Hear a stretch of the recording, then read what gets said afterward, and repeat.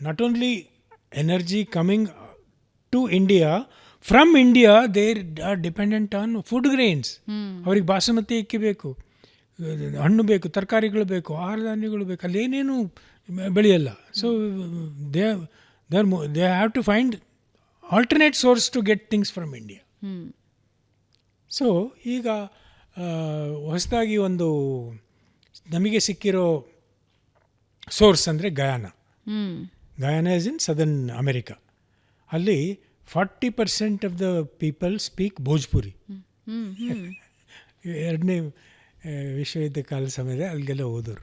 ಅಲ್ಲಿ ಕಬ್ಬು, ಭತ್ತ ಎಲ್ಲ ಬೆಳೀತಿತ್ತಲ್ಲ. ಸೊ ಅವರಿಗೆ ಫಲವತ್ತಾದ ಭೂಮಿ ಇತ್ತು, ನೀರಿನ ಸೌಕರ್ಯ ಇತ್ತು. ಬ್ರಿಟಿಷರು ಕಳಿಸ್ಬಿಟ್ರು, ನೀವು ಯಾರು ಹೋಗ್ತಾರೋ ಹೋಗ್ರಿ ಅಂತೇಳಿ. ನಾವು ದೇ ಹ್ಯಾವ್ ಬಿಕಮ್, ಇಲ್ಲಿ ರಾಮ ಮಂದಿರ ಆಯಿತು, ಅಲ್ಲೂ ರಾಮ ಮಂದಿರ ಕಟ್ಟಿದ್ರು.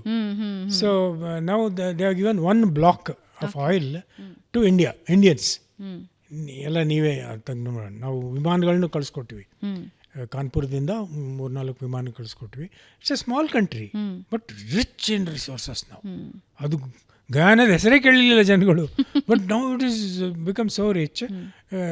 ನನಗೆ ಕೆಲವು ಸರಿ ಅನ್ಸುತ್ತೆ, ಈ ಟ್ರಂಪ್ ಅವನ ಕಣ್ಣಲ್ಲಿ ಇದ್ರ ಮೇಲೆ ಬೀಳುತ್ತಾ, ಅಲ್ಲೇ ಪಕ್ಕದಲ್ಲೇ ಇದೆ ಅಂತೇಳಿ. Anyway that will not happen because India is there solidly behind Guyana.